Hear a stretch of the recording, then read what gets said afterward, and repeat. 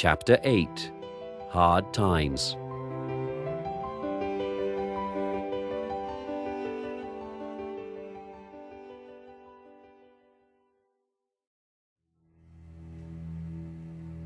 My new master was an ugly man with black eyes and a huge nose. His name was Nicholas Skinner, and he owned a stable of cab horses. Skinner was unkind to his drivers, and his drivers were unkind to the horses. We never rested on Sunday, and sometimes I was so tired I could not eat. I was so unhappy here. I wished I could fall down dead like poor Ginger. One day, I almost did. A noisy family of 4 called for our cab. They had many heavy boxes and bags from a train trip, and the father told my driver to put all of them on top of the carriage. And his little daughter came round and looked at me. Papa, this horse is very weak. He cannot take us and all our boxes and bags. Do come look at him. But my driver told the father I was strong. He did not need to worry.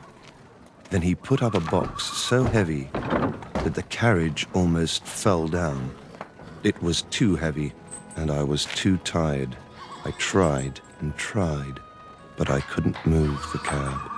Then, in one moment, I fell to the ground. I lay there still and thought I was going to die. I heard someone say I was dead. Then I thought I heard the little girl's voice. Oh, Papa, the poor horse. It's all our fault.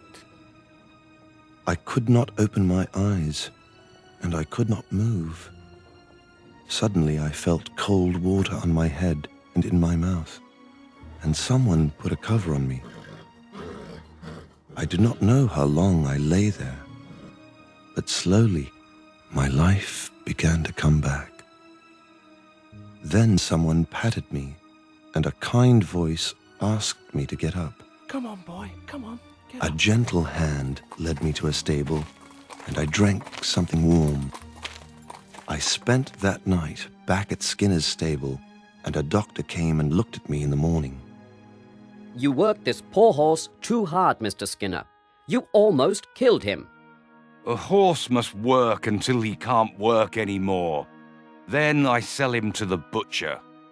When I heard these words, I was too weak to care. He needs rest, that's all. There's a horse fair in 10 days. If you feed him well and keep him off the street till then, maybe you can get a small price for him. So for 10 days I rested and ate lots of good oats, hay and bran mashes. Skinner wasn't happy, but for a little money he did what the doctor said. I began to think that I could live. One of Skinner's men took me to the fair, a few miles outside of London. I held up my head and hoped for a kind master to buy me.